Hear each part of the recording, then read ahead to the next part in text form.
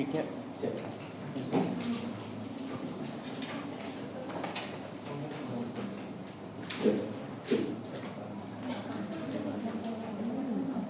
Oke, selamat pagi untuk kita semua. Yang lampu depan dimatikan enggak? Oke. Sudah. Kalau mau tidur silakan. Saya tidak maksa. Ya. Oke, materi untuk hari ini kita sampai jam 11. Ya mungkin jam 11.15, 11.30 lah. Karena dua materi. Materi yang kemarin sama hari ini. Ya. Nah, sekarang saya lanjutkan materi di blog riset ini terkait dengan tulisan ilmiah. Ya, mungkin teman-teman sudah tahu apa itu tulisan ilmiah. Gandhi tahu ya tulisan ilmiah? Ya paham, sudah pernah ikut karya tulis. Jadi mungkin selain Gandhi, teman-teman juga pernah waktu SMA pernah membuat tulisan-tulisan atau artikel-artikel yang biasa dipublish mungkin di koran, di majalah ataupun hal yang lain yang bisa dibaca orang banyak. Ya, nah harapannya di blog ini adalah nanti teman-teman bisa membuat keluaran atau output berupa draft proposal, sehingga nanti dibuat pada saat teman-teman mengajukan skripsi. Ya, nah hasil skripsi itu kalau biar bisa dibaca orang banyak harus dipublish. Nah, publishnya apa? Harus dibuat artikel. Ya, nah di sini nanti teman-teman mulai belajar bagaimana sih membuat tulisan ilmiah yang baik. Ya, saya di sini juga masih belajar. Ya, jadi teman-teman kalau gemar menulisnya jangan di medsos. Ya, jangan di buku diary. Ya, jangan cuma di angan-angan. Oh, saya nanti nulis ini, tidak akan terbaca oleh orang lain. Ya, harapannya karya teman-teman nanti yang nanti bisa dibaca orang lain, bisa berguna untuk orang lain. Ya, oke. Di sini nanti teman-teman akan bisa membuat bagaimana cara tulisan ilmiah berkualitas dan berpengaruh pada mungkin setidaknya buat kita sendiri dan orang lain serta sekitarnya. Ya. Oke, mengapa sih tulisan ilmiah itu penting? Ya, yang pertama adalah teman-teman nanti kan setidaknya pada saat akhir semester 6 atau 7 diharapkan teman-teman sudah menemukan hasil temuan penelitian. Ya, teman-teman membuat skripsi itu kan merupakan hasil penelitian, bukan hasil dari overview, bukan hasil dari kajian pustaka. Ya, diharapkan agar teman-teman membuat penelitian yang terbaru, yang terbarukan. Jadi yang belum ada selama ini mungkin di Indonesia ataupun di luar, yang dampaknya bisa nanti berguna, bermanfaat untuk mungkin diri teman-teman sendiri ataupun untuk lembaga UNESA. Ya. Kemudian yang kedua adalah setidaknya teman-teman bisa menyumbang sih ilmu pengetahuan yang terbarukan. Ya, mungkin contoh kasus selama ini kan angka stunting masih tinggi. Ya, angka kematian ibu dan anak di daerah masih tinggi. Penyakit PTM masih tinggi. Nah, itu teman-teman harus bisa mencari solusinya. Bagaimana caranya bisa setidaknya mencegah atau menurunkan angka kejadian. Itu salah satu contoh. Ya. Bisa juga teman-teman juga, ya mohon maaf, sekarang kan lagi banyak anak sekolah itu kan obes, ya, obesitas. Nah, itu solusinya bagaimana? Mungkin selama ini kan cuma aktivitas olahraga, selama ini kan anaknya mager, tidak mau gerak karena ada kemajuan teknologi. Ya, kemajuan teknologi ini kan kalau saya bilang bisa bermata dua. Di salah satu sisinya dia baik karena harus mengikuti teknologi yang terbaru. Yang kedua, memberi dampak negatif pada orangnya atau anaknya itu sendiri. Ya. Pengennya adalah instan. Kemudian yang ketiga adalah meningkatkan pemikiran yang kritis. Ya, diharapkan teman-teman harus mau tidak mau, teman-teman harus baca penelitian terdahulu atau penelitian sama. Minimal berapa? Kurang 20, 30. S1 itu 30, S2 40, S3 50. Itu nanti sebagai bahan referensi buat teman-teman. Ya. Jadi dari bacaan-bacaan itulah nanti teman-teman pasti akan menimbulkan ide-ide yang kritis.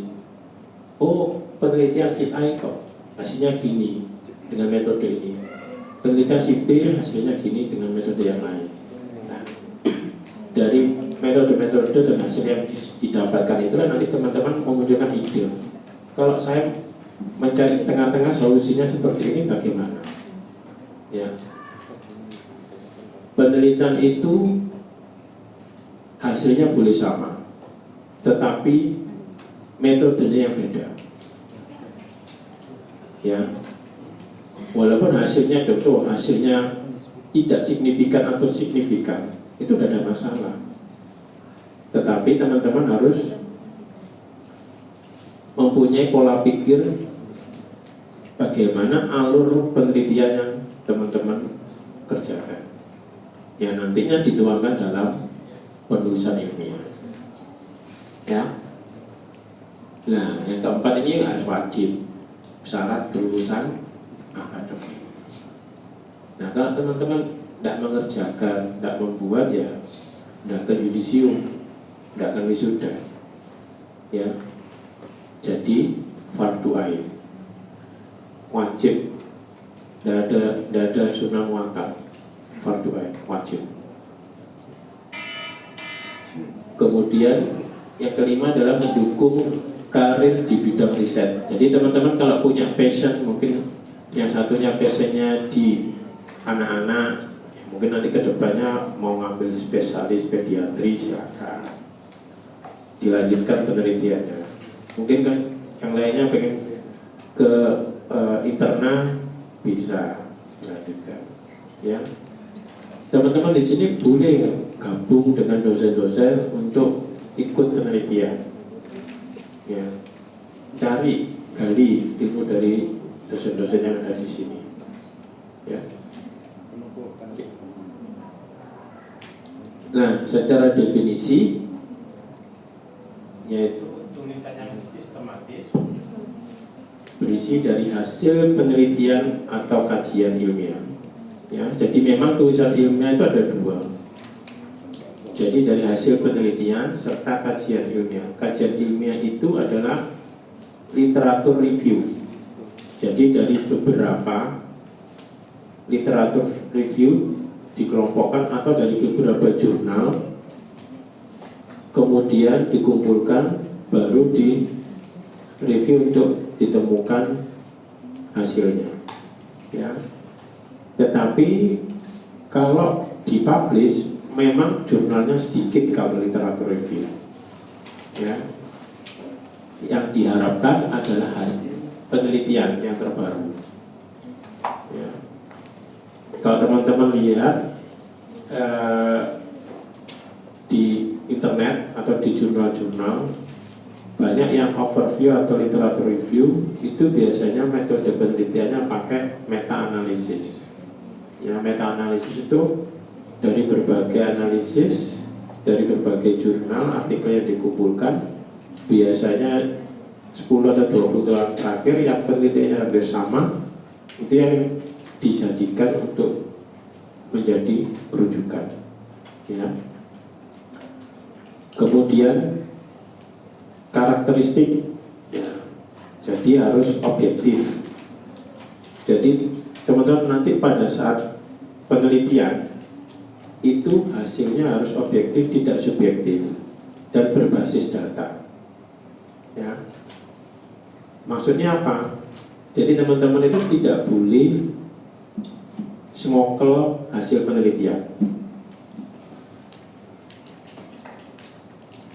Hasil penelitian itu ya itu yang didapat, baik itu salah, benar, biarkan.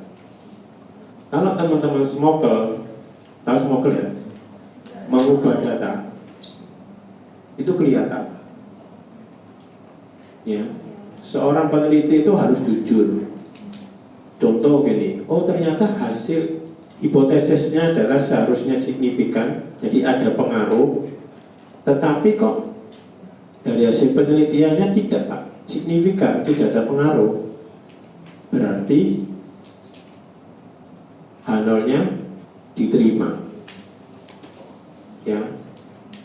Nah, ternyata si peneliti pengen loh, seharusnya ada signifikan, saya rubah datanya aja, kelihatan. Nah, itu nanti menjadi ancaman bagi peneliti tersebut. Ya, walaupun hasilnya kurang signifikan atau tidak signifikan, itu biarkan. Ya. Baru nanti di pembahasannya yang dipertajam, faktornya apa saja. Ya. Jadi dalam penulisan ilmiah atau penelitian ini, teman-teman harus bersikap yang pertama jujur. Jadi yang dihasilkan adalah apa adanya. Trio wek-wek ini.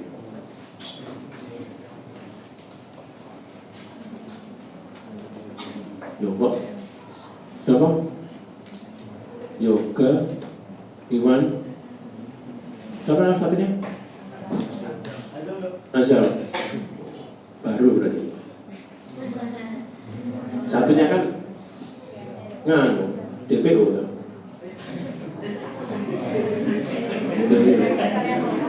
Ada enggak? Satunya? Enggak ada toh? Ramas ada Ramas? Oke. Oke, saya lanjutkan. Ya, jadi harus berbasis data. Data itu yang nanti bisa menjelaskan dari semua penelitian. Kemudian yang kedua adalah harus memiliki struktur yang jelas. Maksudnya struktur yang jelas itu adalah pada saat mulai awal teman-teman menulis sampai hasil akhir itu mempunyai struktur yang jelas. Jadi mulai pendahuluan, kemudian metode penelitiannya apa, pengolahan datanya pakai apa, teknik analisis datanya apa, sampai dari hasil kesimpulan. Ya. Dan setiap penelitian itu mempunyai struktur, baik penelitian secara maupun kualitatif. Ya. Kemudian karakteristik yang ketiga adalah harus mempunyai referensi yang terpercaya. Maksudnya terpercaya itu adalah yang up to date, yang ada di daftar pustaka atau di artikel ataupun jurnal-jurnal yang terakreditasi. Ya. Sekarang kan banyak jurnal-jurnal yang seperti Predator. Predator itu jurnal yang tidak terakreditasi. Ya. Jadi teman-teman harus pandai mencari sumber bacaan atau artikel-artikel yang memang terakreditasi jurnalnya. Ya, banyak jurnal-jurnal yang abal-abal. Oke. Nah, ini salah satu contoh, bisa jurnal penelitian, skripsi, tesis, disertasi atau makalah pada saat konferensi. Ya. Nah, nanti kan teman-teman pada saat skripsi kan teman-teman harus menghasilkan karya tulis ilmiah, ya, baik itu berupa laporan, skripsi, tesis. Ini salah satu contohnya, laporan kasus, laporan tinjauan, resensi, monograf, dan artikel. Ya. Nah, pada saat nanti teman-teman di S1 ini, teman-teman harus juga mengerjakan laporan. Ada namanya laporan praktikum, toh? Nah, itu hampir sama. Kemudian nanti skripsi. Pada saat nanti teman-teman koas, teman-teman juga harus membuat laporan kasus per departemen. Ya. Nanti kalau ada kendala, bisa harus membuat referat. Tahu referat? Nggak tahu? Ya, nanti teman-teman pada saat koas pasti akan merasakan. Referat itu teman-teman harus membaca jurnal satu atau dua yang kasusnya sama, terus kemudian dibuat untuk presentasi maju di depan, untuk mempresentasikan hasilnya. Jadi seperti kayak membedah jurnal tersebut, artikelnya. Ya. Kemudian artikel ilmiah adalah merupakan dari karya tulis ilmiah yang disusun berdasarkan hasil penelitian dalam jurnal atau majalah ilmiah. Ya. Jadi jurnal itu ada yang jurnalnya modelnya jurnal penelitian, ada juga jurnal pengabdian. Ya. Semua juga hasil dari penelitian. Ya. Kemudian nanti teman-teman pada saat mempublish artikel itu juga harus melalui tahapan-tahapan, ya, melalui reviewer, melalui editor, sesuai dengan format yang jurnal yang akan dipublish di sana, serta harus memaparkan beberapa metode dan kiat-kiat khusus dari masing-masing artikelnya. Ya. Nah, ini ada beberapa macam berupa artikel ilmiah. Jadi nanti teman-teman, ini salah satu contoh, bisa jadi original artikel. Jadi kalau teman-teman lihat di jurnal-jurnal, kalau teman-teman searching atau berselancar di media maya, kalau mencari jurnal itu kan ada biasanya atasnya ada namanya original artikel, ada namanya review artikel, ada namanya literatur review, ya, itu yang berbeda-beda. Kalau bisa teman-teman cari yang original artikel. Kalau original artikel itu pasti dari hasil penelitian. Kalau yang ada kata-kata review itu dia bukan dari hasil penelitian, tetapi hasil dari beberapa artikel itu dirangkum atau dibuat yang terbaru. Ya, jadi dari 10 artikel kemudian dirangkum menjadi tulisan satu artikel. Ya. Nah, kemudian organisasi di dalam artikel secara umum harus ada judul, nama penulis, ya, afiliasi penulis, abstrak, pendahuluan, metode, hasil diskusi, kesimpulan, serta ucapan terima kasih dan daftar pustaka. Ya, nanti kita singgung. Nah, yang penting teman-teman harus berangkat dari sini. Ya, yang pertama kalau teman-teman mau menulis, itu teman-teman harus berangkat dari masalah. Ya, coba cari salah satu masalah atau beberapa masalah yang paling gampang ada di sekitar kita. Ya, salah satu contohnya ya kasus-kasus stunting yang masih tinggi, kemudian kenapa sih pada saat angka penyakit demam berdarah salah satu contoh itu kan masih tinggi toh, walaupun dengan pencegahan 3M sekarang yang 5M masih tetap tinggi, ya itu kan masalah. Oke. Kemudian yang paling gampang mungkin tumbuhan enceng gondok yang di kali itu, yang di sungai banyak menumpuk, ya itu kan menjadi limbah. Nah, coba kalau dibuat untuk di kedokteran atau kesehatan ada manfaatnya enggak?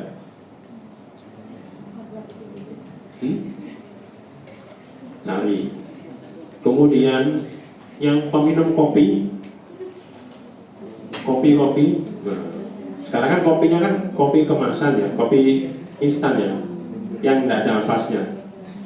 Kalau sekarang kan berjamuran kan warkop ya, ya ampas kopinya kan pasti. Nah, manfaat nggak untuk kesehatan kita? Ya, dicari ya banyak bacaan-bacaan itu biomolekulernya apa, ya yang paling mudah itu. Atau kalau enggak ya cari yang di pemerintah, dari pemerintah. Sekarang kan pemerintah masih menyanangkan SDGs, ya. Nah ya, SDGs dari bidang kesehatan itu kan banyak. Nah, cari di sana masalahnya. Masalah itu kan gampang dicari ya, solusinya yang susah, ya. Nah, masalah itu teman-teman cari. Nah, dari beberapa publikasi, dari beberapa artikel itu yang nanti teman-teman kelompokkan, nah, nanti pasti muncul masalah di sana. Oh ternyata kurang ini, berarti bisa diselesaikan pakai ini, ya. Nah, baru dari permasalahan ini muncul, baru kan teman-teman pasti menduga, oh solusinya harus, pemecahan harus pakai ini, ya, harus dibuat hipotesis. Jadi muncullah hipotesis, ya, muncul hipotesis, baru teman-teman pasti akan merancang eksperimen, ya. Ini berpikir secara deduktif, ya. Deduktif ini adalah contoh dari penelitian kuantitatif, ya. Contoh dari teori, beberapa teori, teori yang sudah ada itu kan masih bisa kita pecahkan, kita sangkal dengan teori yang baru, ya. Nah, dengan ada beberapa penelitian itu nanti kita kumpulkan, kemudian kita lakukan hipotesis, baru muncul, atau istilahnya adalah benar nggak sih teori yang sudah ada ini, kita lakukan penelitian ini, itu adalah untuk kuantitatif, ya. Contoh tahu buah jeruk baby, jeruk keras, ya, seger loh. Jeruk itu kan salah satunya kan dia mengandung antioksidan, ya.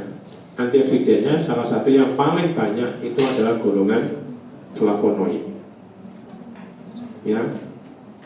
Setelah flavonoid dia juga ada vitamin E dan vitamin C, ya. Tetapi dosis yang paling tinggi adalah golongan flavonoidnya, karena dia sebagai antioksidan, jadi dia kan bisa mengatasi salah satunya adalah mungkin masalah penuaan, anti-aging. Nah, dibuktikan benar nggak sih bisa membuat penuaan dengan dosis berapa? Dilihat dari literaturnya sebelumnya, beberapa dosis dicoba. Ya. Bukan sebagai anti-aging, dia bisa mencegah sebagai anti-inflamasi karena dia sebagai antioksidan. Teman-teman sudah belajar antioksidan, kan?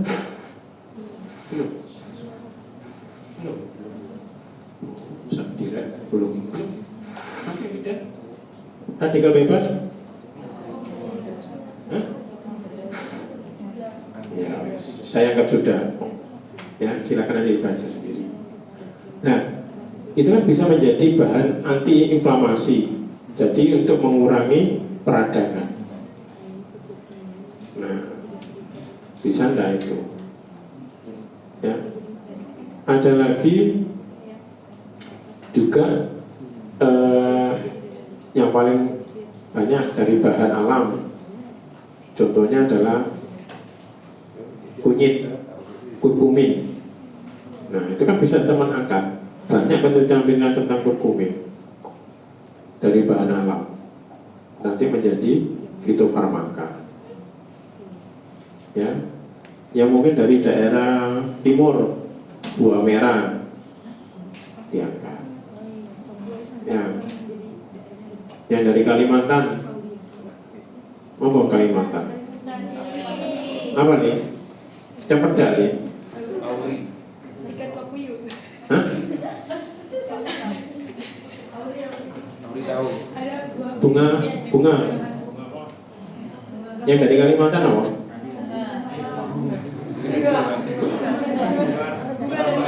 Ya, Arnold. Kan disebut sebagai bunga mangga ya. Nah, coba dicari ada enggak bahan kimianya di sana? Ini kan penelitian. Oke? Secara kuantitatif. Nah, baru nanti kita melakukan riset. Ya.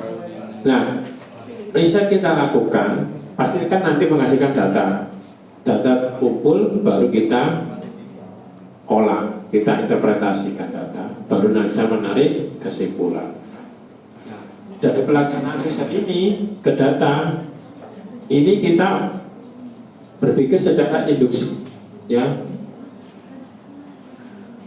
Nah, induksi ini adalah kita melakukan penelitian namanya kualitatif.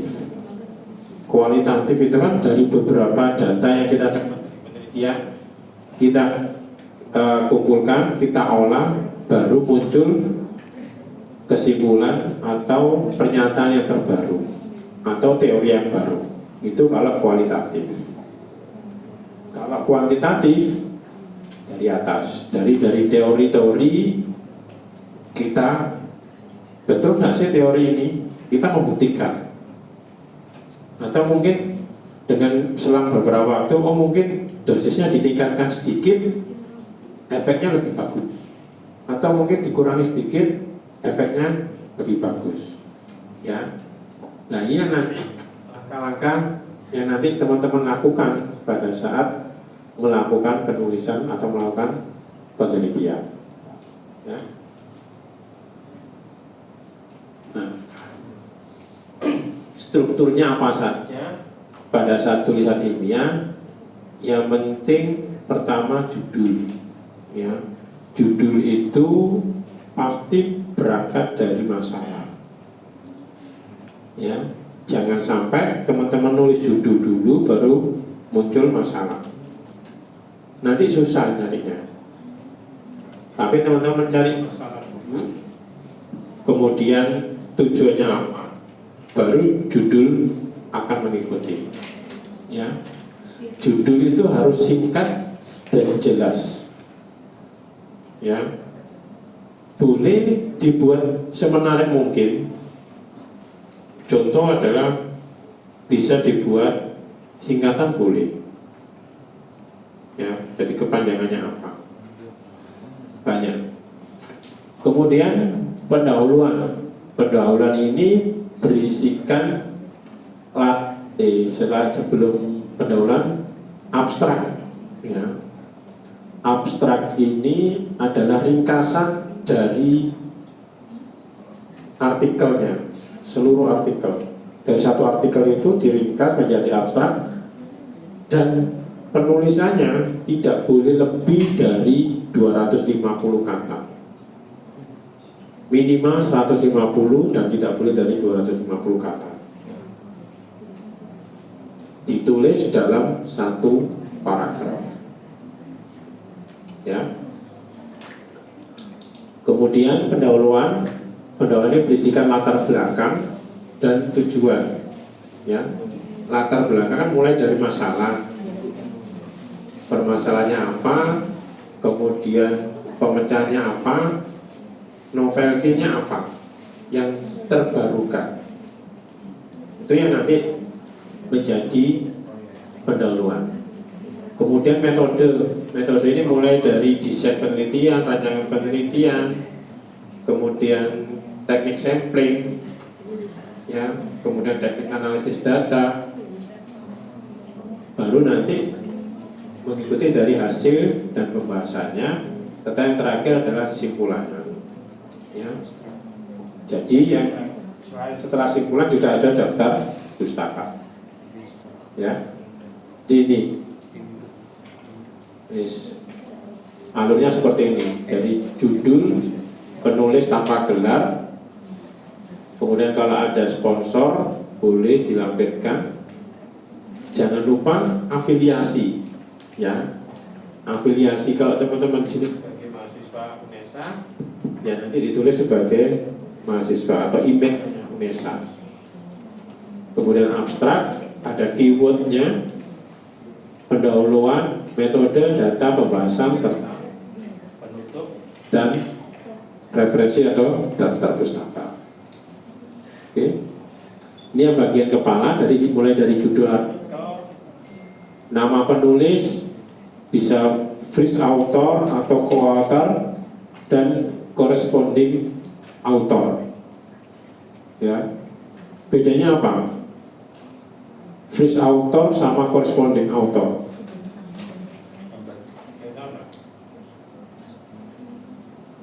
First author itu kan memang penulis pertama. Ya, kalau corresponding author itu adalah dia yang nanti sebagai tempat untuk mereview. Ya, jadi emailnya itu yang nanti dia mereview. Jadi kalau ada beberapa banyak nama, itu biasanya yang corresponding author dikasih tanda bintang. Jadi semua reviewnya masuk ke corresponding authornya. Kemudian afiliasi, abstrak, kata kunci. Ya, ini contohnya. Kemudian pendahuluan, metode, hasil, dan simpulan. Ya. Sama. Nah, kalau daftar pustaka ini nanti tergantung artikelnya ya, stylenya ya. Ada yang apa style, Harvard, Vancouver, IE style, ISO style. Biasanya yang paling banyak dua, Harvard sama Vancouver. Ya. Kemudian menggunakan aplikasi referensi Mendeley ataupun Zotero. Ya. Yes. Tipsnya adalah cari atau pilih kata kunci yang mudah dicari. Ya. Jadi pada saat teman mencari masalah, cari searching di Google atau di dunia maya, cari yang mudah. Ya. Kemudian hindari ambiguitas. Ya, menggunakan bahasa yang tidak jelas dan tidak spesifik, itu susah nanti. Ya, kemudian membuat judul yang menarik, ya, supaya bisa memikat atau membuat penasaran dari pembaca. ya. Jadi judul yang menarik itu yang nanti bisa mengikat. Jadi salah satu contoh adalah yang mudah dipahami adalah pengaruh media sosial pada perilaku remaja, ya, atau juga pengaruh media sosial pada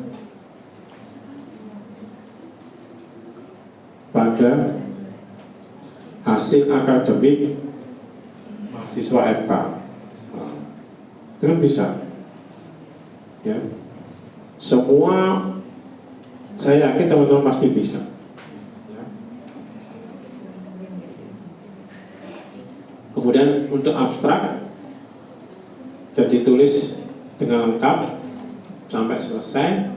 Isinya adalah mulai dari latar belakang sampai kesimpulan. Tapi diringkas maksimal 250 kata. Bahasanya formal, ya, resmi dan ringkas, dan maksimal 250 kata. Oke. Ini yang penting latar belakang yang komprehensif, rumusan masalah yang spesifik, tujuan yang jelas, dan menonjolkan urgensinya. Ya. Kenapa teman-teman pengen meneliti ini? Urgensinya apa? Ya, itu yang penting. Kalau teman-teman bisa menonjolkan urgensinya, kegawatannya, atau pengen hal ini diteliti, itu ditulis. Atau mungkin selama ini belum ada penelitian ini, atau mungkin penelitian sebelumnya kurang memuaskan atau dari hasil penelitian yang dahulu. Oke.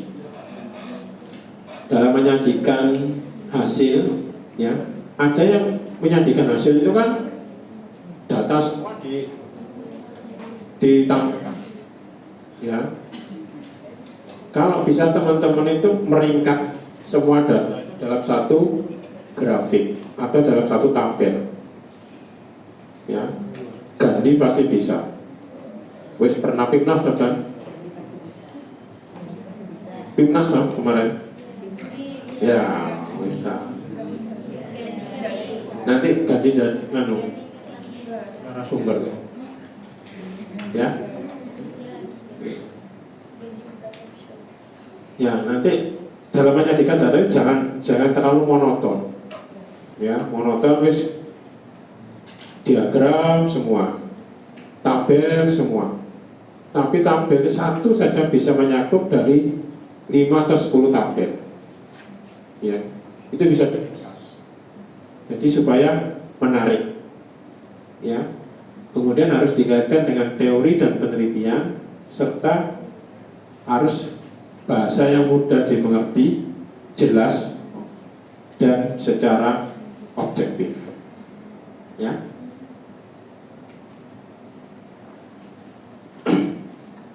Jadi seni dalam teman-teman nanti menulis artikel atau tulisan ilmiah, cari perkembangan yang terbaru, ya, tentang suatu topik yang dihasilkan oleh masyarakat di seluruh dunia, atau mungkin tidak seluruh dunia, di Indonesia saja yang belum ada, tuh, ya. Kemudian menentukan di mana kontribusi peneliti dalam riset yang akan dijalankan. Ya. Dulu itu waktu saya membimbing mahasiswa FIKK, ya, dalam hal PKM itu ada namanya penelitian AI atau apa ya, penelitian cipta karya. Ya, dulu itu pengennya kan karena padatnya lalu lintas di jalan Surabaya terlalu padat, dulu mempunyai angan-angan untuk membuat prototipe sepeda terbang, ya. Masih angan-angan membuat prototipe. Tetapi kan sekarang sudah ada, no? Pernah lihat iklannya di TV, sepeda terbang, sepeda motor terbang.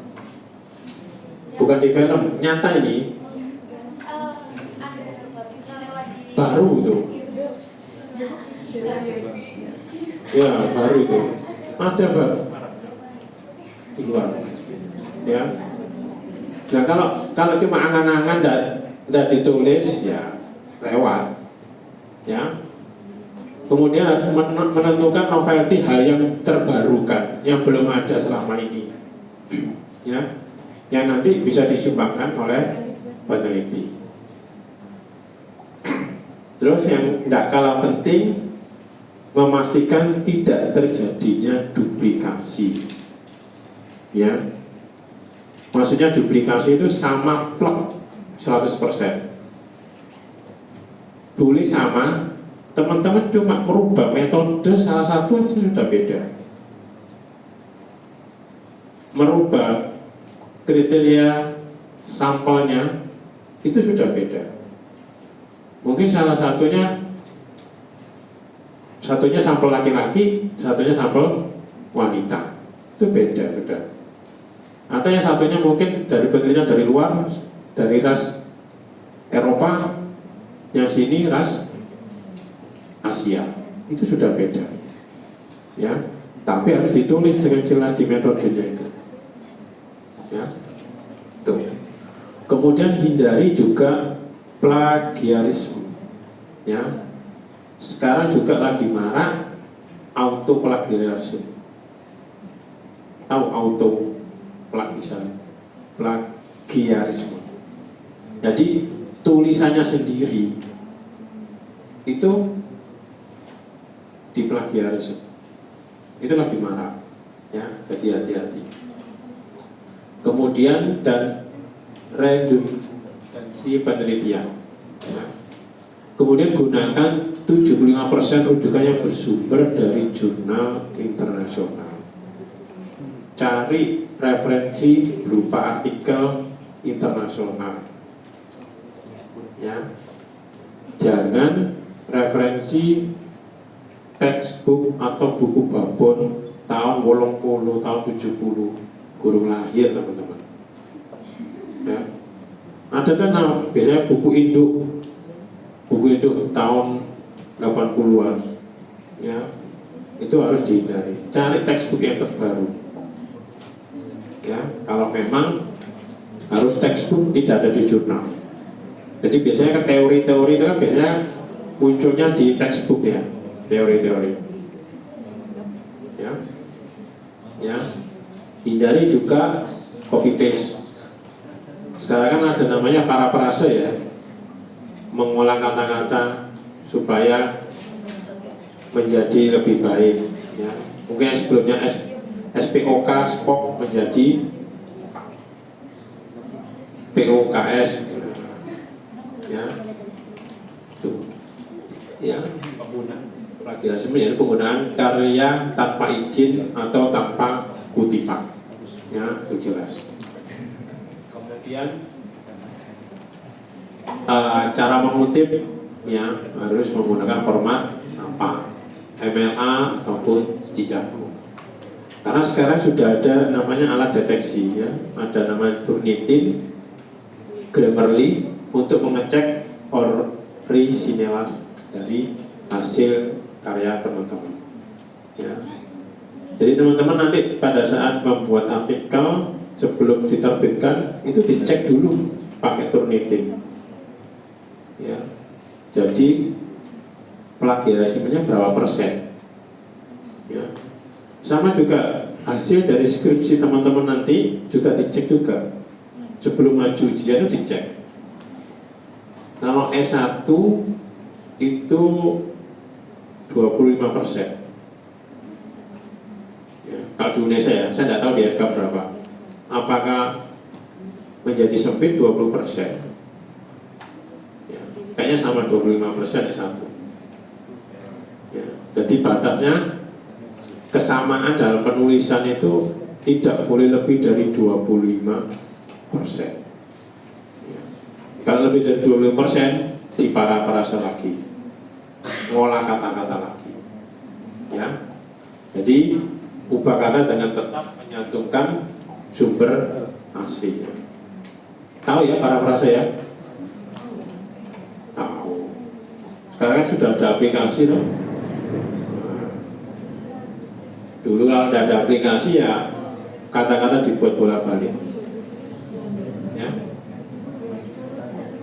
Nah, kesimpulannya adalah merupakan ringkasan poin penting. Nanti kalau teman-teman memulai menulis, ya itu menjadi motivasi yang berkelanjutan. Pengen menulis, mungkin awalnya kelihatan susah, ya pasti banget, pengen banget. Nulis itu susah, malas misalnya, ya hilangkan malas itu. Ya, kalau teman-teman nanti sudah mulai awal menulis, sudah pernah menulis, nanti teman-teman ketagihan, oh ternyata mudah ya buat artikel itu. Ya, nanti teman-teman pasti mengalami kok. Ya, itu saja. Nah, jadi tak sarankan.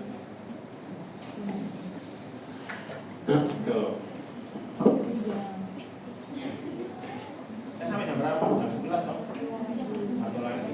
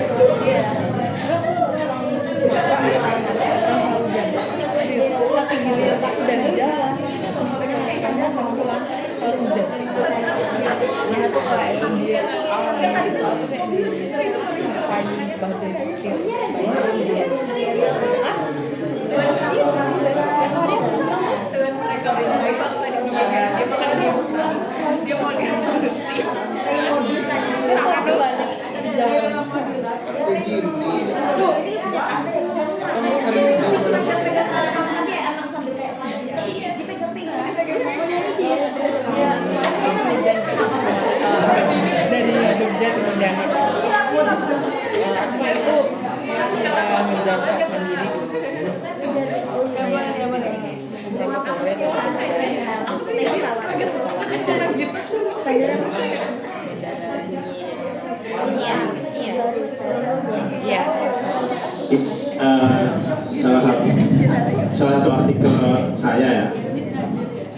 terbit tahun 2024 kemarin di jurnal Retos. Ini ya, ini sama bahasa Spanyol, jadi di jurnal artikel Spanyol.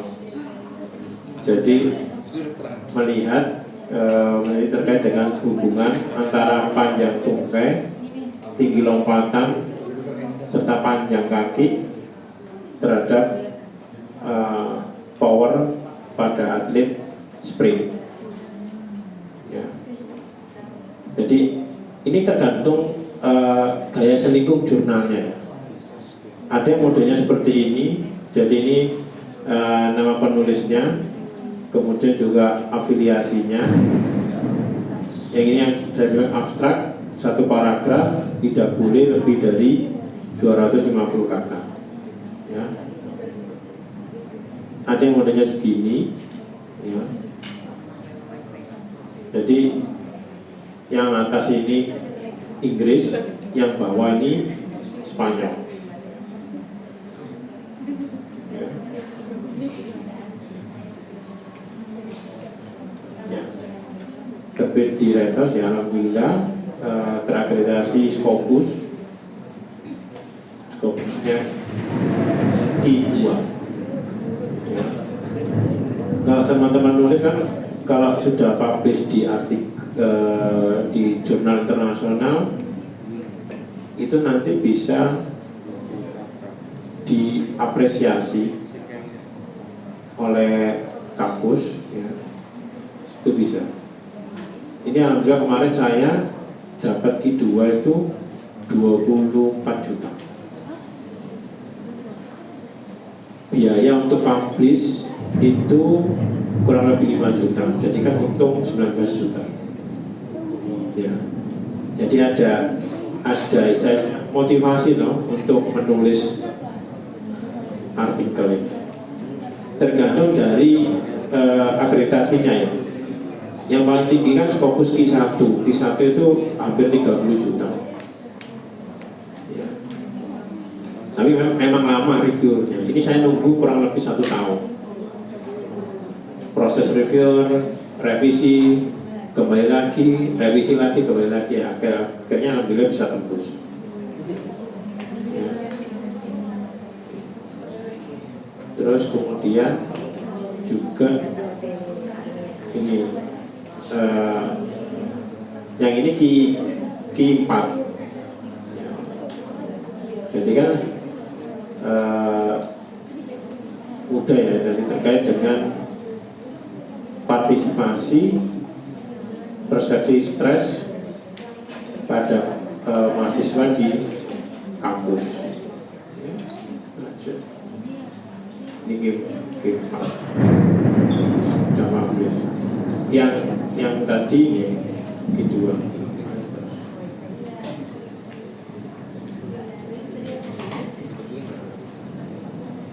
Teman-teman kalau nanti menjadi dosen, itu yang dilihat adalah artikelnya.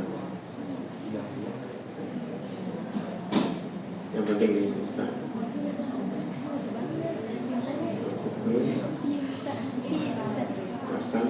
Ini artikel saya, tulisan saya. Tinggal nanti dilihat citasinya berapa. Semakin banyak citasinya, maka istilahnya kita akan naik ke dalam tingkatan.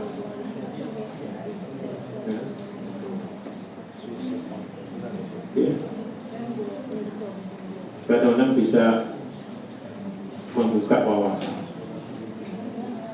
Oke, lanjut ke ini sudah. Oke, berikutnya yaitu terkait dengan jenis penelitian. Ya, jadi dalam penelitian itu kan nanti teman-teman terserah, ya, bukan terserah. Teman-teman passionnya kemana? Apakah mau ke kuantitatif atau kualitatif?